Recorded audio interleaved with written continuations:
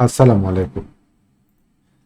আজকে আমি আপনাদেরকে আমাদের পোর্টফোলিওর একটা অংশ দেখাবো। আমরা একটা ভোটাভুটি করেছিলাম। সে ভোটাভুটি আপনাদেরকে আমরা দেখাবো যে আমাদের পোর্টফোলিওর কি অবস্থা। আমাদের গ্রুপের যে পোর্টফোলিও আছে সেই পোর্টফোলিও। তার আগে চলেন মার্কেট নিয়ে একটু কথা বলি। মার্কেটটা কেমন? আমাদের কি করা উচিত? সার্বিক মার্কেটে আমাদের কোন দিকে থাকা উচিত? এই বিষয়গুলো নিয়ে আমি আলোচনা করব। দেখেন, মার্কেট যেমনই হোক না কেন, মার্কেটে কিন্তু কিছু শেয়ারে ব্যবসা হয়, কিছু সেক্টরে ব্যবসা হয়। যদি আপনি সেটা ধরতে পারেন তাহলে পরে আপনি সেফ সাইডে থাকবেন, সঠিক সাইডে থাকবেন। আর যদি সেটা ধরা না যায় তাহলে পরে ভালো মার্কেটেও কিন্তু আমরা ব্যবসা করতে পারবো না। ভালো মার্কেট কিন্তু আপনি ভুল সাইডে আছেন, ভুল সেক্টরে আছেন, তাহলে পরেও কিন্তু ব্যবসা হবে না। তো মার্কেটে সবসময় ব্যবসা থাকে, আমরা চেষ্টা করব মার্কেটের সঠিক দিকে থাকার। প্রথমত, শুরু থেকেই মার্কেটে ব্যাংক সেক্টর বা ভারী শেয়ারগুলোর পক্ষে মার্কেট অবস্থান করছিল না।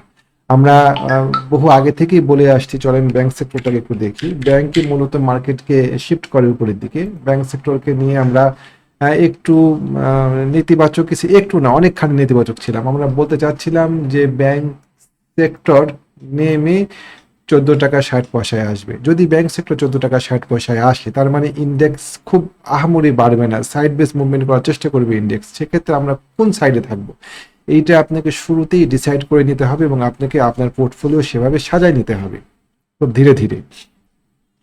কিন্তু আমরা যদি এটাকে কাউন্টে না নিয়ে এসে পোর্টফোলিও সাজাতে যাই, তাহলে পরে ভুলভাবে পোর্টফোলিও সাজানো হবে এবং আমাদের মার্কেট থেকে আমরা খুব একটা বেনিফিট পাবো না। তো মার্কেট যদি 14 টাকা 60 পয়সা ব্যাংক সেক্টর যদি নিচের দিকে নেমে আসে, তাহলে মার্কেট সাইড বেজ মুভমেন্ট করবে।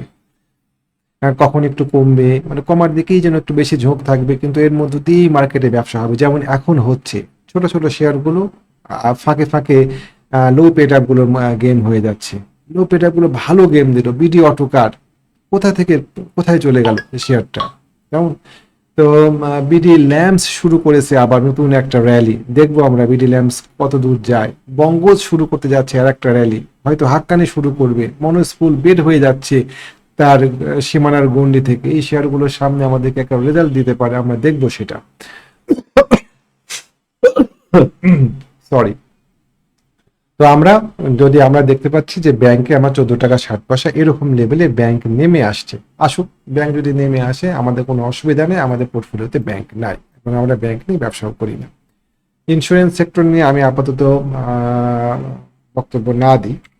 আমি নেগেটিভ ছিলাম, এখনো নেগেটিভ আছি, তারপরেও অনেকে পজিটিভ। যারা পজিটিভ আছেন, যারা ইন্স্যুরেন্সের শেয়ার কিনেছিলেন, তারা সাহসী, তারা খারাপ করেননি। তারপরেও আমরা এখানে একটা ট্রিপল টপের সামনাসামনি হয়েছি। ইন্স্যুরেন্স সেক্টরকে আমি পজিটিভলি দেখব, যদি ইন্স্যুরেন্স সেক্টর এটার উপরে উঠতে পারে। তারা মনে করতো 41 টাকা 80 পয়সার উপরে সে ক্লোজ দেয় এবং সাস্টেন করে, তখনই আমি ইন্স্যুরেন্স সেক্টরটাকে পজিটিভলি দেখবো এবং আর সেক্টরকে আরো উপরের দিকে যাওয়ার স্পেস আছে, এইটা আমি স্বীকার করে নেব। আপাতত আমি এখনো ইন্স্যুরেন্স সেক্টর নিয়ে খুব স্ট্রংলি আশাবাদী না। যাই হোক, তারপরেও এই ক্যান্ডেলটা আমাদের অনেকখানি সিচুয়েশন বদলাই দিয়েছে। এই ক্যান্ডেলটা, এই একটা ক্যান্ডেল, এটা অনেক সময় ট্র্যাপ হিসাবেও বিবেচিত হয়। আমরা দেখব যে ইন্স্যুরেন্স সেক্টর এই ক্যান্ডেলের নিচে নেমে যায় কিনা, এটা আমাদের এখন বিবেচনার বিষয় থাকবে। ওকে, ফাইন। তো গতদিনকে আমি 5টা শেয়ার নিয়ে আলোচনা করেছিলাম, আপনাদের নিশ্চয়ই মনে আছে। আনোয়ার গ্যালভানাইজিং, তারপরে বঙ্গজ, কপারটেক, ফারকেম এবং মনোস্পুল।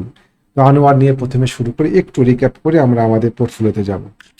আনোয়ার আনোয়ার নিয়ে আশিক ফোন দিয়েছিল, ভাইয়া আনোয়ার তো কিনলাম, কেনার পর তো ধরা খেয়ে গেলাম। না, আমরা আনোয়ার নিয়ে ধরা খাইনি। আনোয়ার বের হলো তার গ্যারেজ থেকে। একটা গাড়ি যখন গ্যারেজ থেকে বের হয়, তখন গাড়িটার গতি খুব একটা থাকে, কি গাড়িটাকে মুছতে হবে, তারপর তেল দিতে হবে, অনেক সময় বাড়ানোর সঙ্গে সঙ্গে দৌড় দেয় না। ঠিক আছে, আনোয়ার বের হয়ে গিয়েছে তার গন্ডি থেকে। এখন যারা আনোয়ার কিনলেন, 94 টাকা স্টপ লস। এই শেয়ারটা আশা করি আপনাদেরকে হতাশ করবে না। এই শেয়ারটাতে এখানে একটা সাপ্লাই ছিল, এখানে আমাদের ভলিউম আছে। এই ভলিউমটুকুর কারণেই সে আজকে উঠতে গিয়ে উঠতে পারেনি। আশা করি আগামী দিন সে আবার ট্রাই করবে। ওকে, ফাইন। বঙ্গজ বঙ্গজ আমাদের সেকেন্ড চয়েস ছিল। শেয়ারটা আজকে অনেকখানি ব্রেকআউট দিয়ে উপরের দিকে উঠে গিয়েছে। শেয়ারটা আমি ব্যক্তিগতভাবে শেয়ারটাতে আজকে রিবাই দিই 140 টাকায়।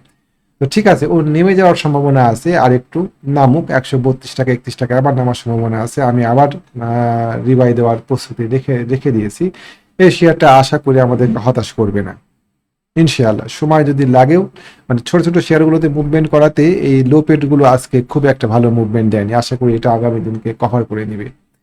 কপারটেক গতদিনকে আলোচনায় থাকা আমাদের third share কপারটেক circuit, huge volume নিয়ে, এবং কপারটেক আমাদের পোর্টফোলিওতে আছে। তারপরে ছিল হচ্ছে ফারক্যাম।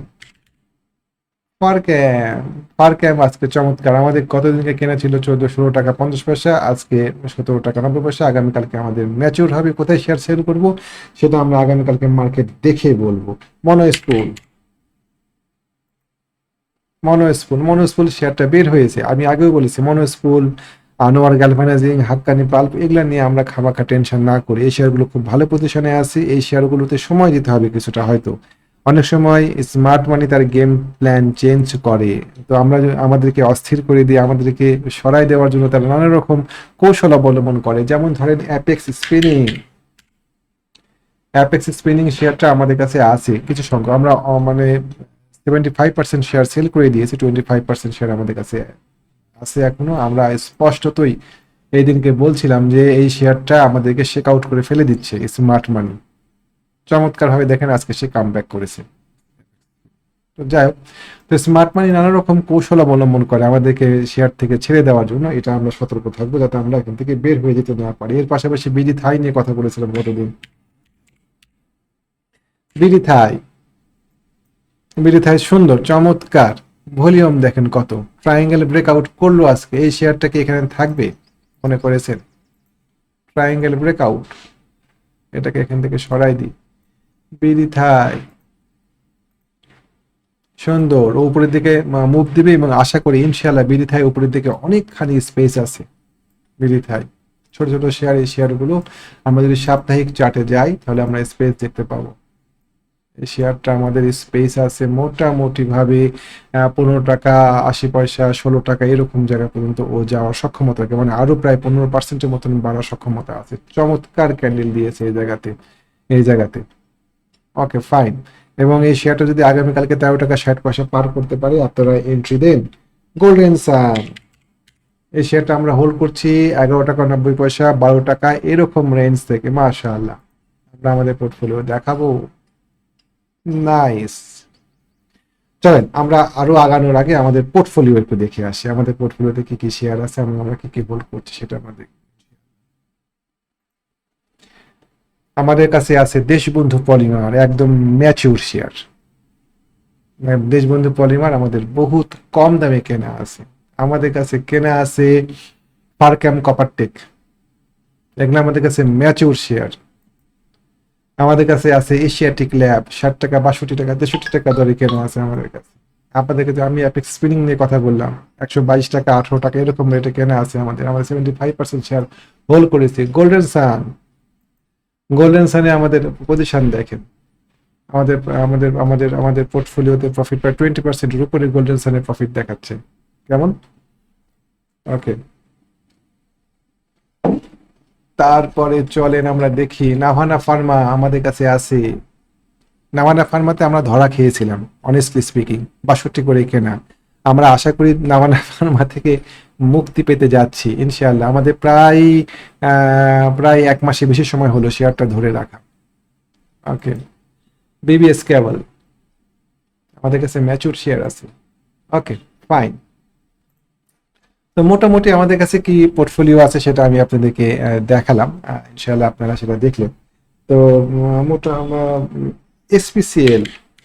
এসপিসিএল এই শেয়ারটা আমরা বাছাই করে নিয়ে আসছিলাম, এই শেয়ারটা আমরা আজকে দেখব কেমন করে। সুন্দর ব্রেকআউট, আগামী দিন যদি এই শেয়ারটা রিটেস্ট করতে আসে হোয়াই নট, কেন আমরা এই শেয়ারটা কিনতে ভয় পাব?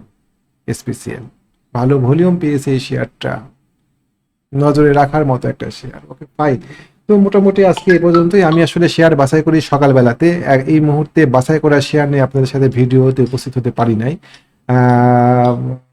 আর্লি মর্নিং আমি বসে শেয়ারগুলো বাছাই করি যে কোন শেয়ারগুলো আজকের জন্য আমরা সিলেক্ট করব। যে শেয়ারগুলো নিয়ে আলোচনা করলাম সেগুলো বেশিরভাগই ছিল গতদিনের শেয়ার, তারপরও এই গতদিনের শেয়ারগুলোর মধ্যে অনেকগুলো শেয়ার আগামী দিনকে হয়তো প্লে করে যাবে ইনশাআল্লাহ। ঠিক আছে, আজকে এই পর্যন্তই থাকলো। আমাদের একটা হোয়াটসঅ্যাপ গ্রুপ আছে, সেই গ্রুপে আমরা মার্কেট পরিস্থিতি নিয়ে আলোচনা করি, বিভিন্ন শেয়ার, যে শেয়ারগুলো ভালো হওয়ার সম্ভাবনা আছে সেই শেয়ারগুলো নিয়ে আমরা আলোচনা করি। তারপরে কোন শেয়ার কোথায় কিনতে হবে, কোথায় বিক্রি করতে হবে, এই বিষয়গুলো নিয়ে আমরা সেই গ্রুপে ডিসকাস করি, সেই গ্রুপে আমরা দিক নির্দেশনা দিই। আপনি ইচ্ছা করলে সেই গ্রুপে আসতে পারেন কিছু শর্ত সাপেক্ষে। এর পাশাপাশি আমাদের একটা ট্রেনিং প্রোগ্রাম শুরু হবে আগামী মাস থেকে। যদি আপনি সেই ট্রেনিং প্রোগ্রামে অংশগ্রহণ করতে চান তাহলে পরে যোগাযোগ করতে পারেন। যোগাযোগ করার জন্য স্ক্রিনে দেওয়া নাম্বারে আমাদের সাথে যোগাযোগ করতে পারেন, 01921931195, 01921931195, এই নাম্বারে আপনি আমাদের সাথে যোগাযোগ করতে পারেন। ইনশাআল্লাহ আমরা কথা বলবো। আজকে বদলে থাকলেও ভালো থাকবেন। আসসালামু আলাইকুম রহমতুল্লাহ।